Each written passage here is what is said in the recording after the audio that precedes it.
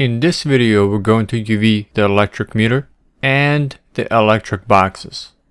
So let's go ahead and select the electric meter box, this electric box, this small one, and one here on the side of the building. These are the meshes we're going to UV, and all of the other ones will end up getting replaced. Press Ctrl 1 to isolate select and assign UV grid material to the selected meshes. We'll start with this electric box first. Run automatic unwrap and then select these 4 edges so we can move and sew the other shells to this front shell. This way this electric box will be one single shell. Then set textile density and move it off to the side. Let's rotate the UV shell so it's correctly oriented, and then delete history on the object. And that is it. Very quick and simple. And we're going to do this process for the rest of the electric boxes. So let me run through this again very quickly. Select the box, run automatic unwrap, then in perspective viewport, select the edges along which you want to move and sew. Then inside the UV editor, run move and sew. This will attach the separated UV shells along the selected edges, making the electrical box to be one single UV shell. Then rotate the shell if you need to, so the numbers show up correctly, and set textile density. Move it off to the side, and we're done. Now I'm going to quickly run through and do the same thing for the small box and the electric meter box. Also make sure you delete in history as you complete each mesh, or you can do this at the very end to all of the meshes. Now we have one more mesh left to UV, and that is the electric meter.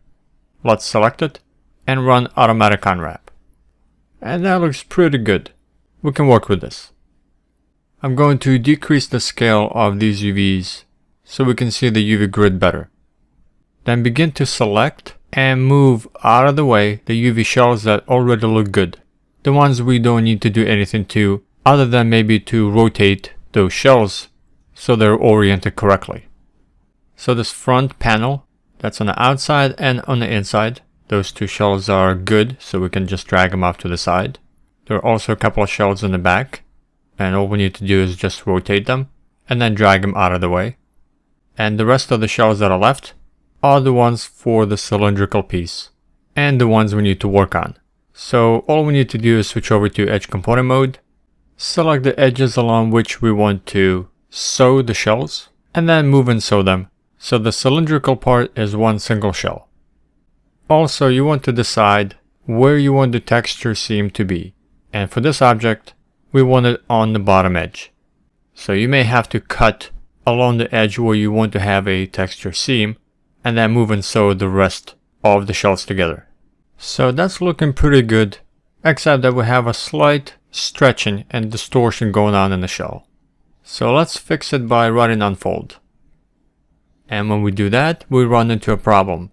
Maya is telling us that we have non-manifold geometry and we can't use unfold. This is due to how we extruded this round capsule from existing edges in geometry.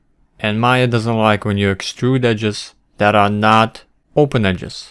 So basically, if you remember, we extruded within an existing edge that was not an open border edge. And this will give you an error inside Maya as incorrect geometry. We're not going to worry about this because inside Unreal Engine 4, this will work perfectly fine. And if you did want to fix this, you could just enable always fix non-manifold geometry when the message pops up.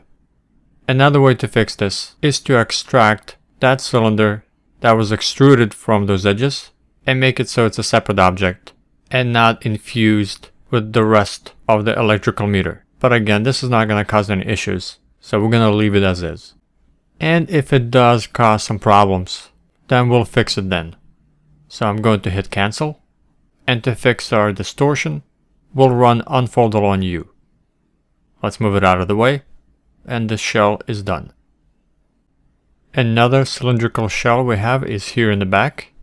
So I'm going to select an edge where I want to have a texture seam, which is at the bottom. Cut along that edge.